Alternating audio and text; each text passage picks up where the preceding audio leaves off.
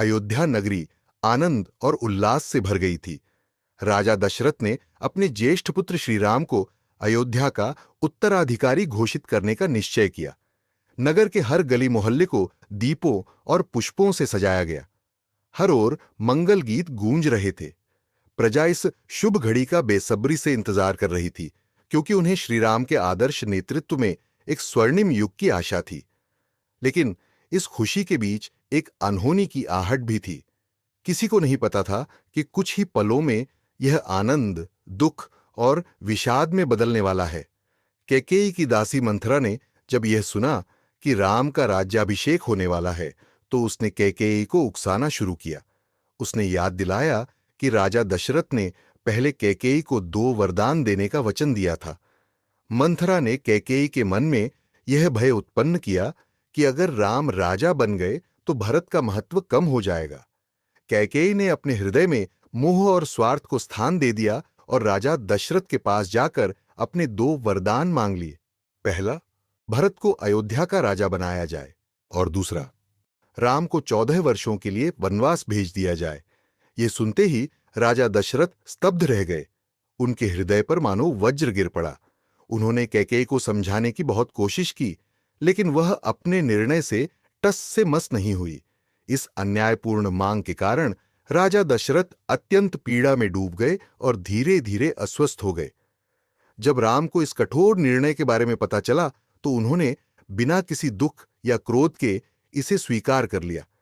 उनके लिए पिता की आज्ञा और धर्म का पालन सर्वोपरि था। उन्होंने राजा दशरथ की प्रतिज्ञा की रक्षा के लिए अपने सुख और अधिकारों का त्याग करना उचित समझा।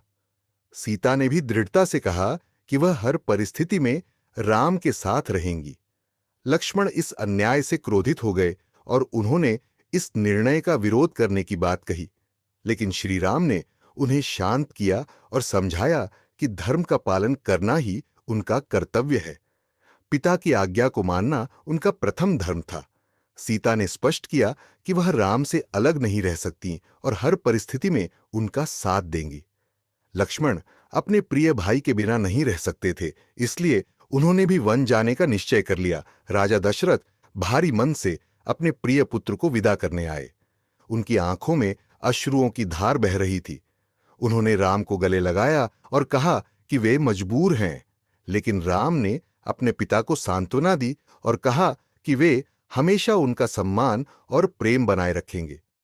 अयोध्या की प्रजा अपने प्रिय राजकुमार को वन जाते हुए नहीं देखना चाहती थी। नगर के लोग उनके साथ चल पड़े और उनसे रुकने की प्रार्थना करने लगे। वे कहने लगे कि यह अन्याय है, उन्हें उनका अधिकार मिलना चाहिए। लेकिन राम अपने निर्णय से अडिग रहे। उन्होंने प्रजा को भरत के प्रति निष्ठा बनाए रखने के लिए कहा और समझाया कि उनका वनवास उनके पिता के वचन की रक्षा के लिए आवश्यक है। अयोध्या कांड रामायण का सबसे महत्वपूर्ण भाग है, क्योंकि यह धर्म और न्याय की परीक्षा का प्रतीक है। कैकेयी का निर्णय अधर्म की ओर ले जाता है, जबकि राम, सीता और लक्ष्मण अपने आदर्शों और कर्तव्यों का पालन करते हैं।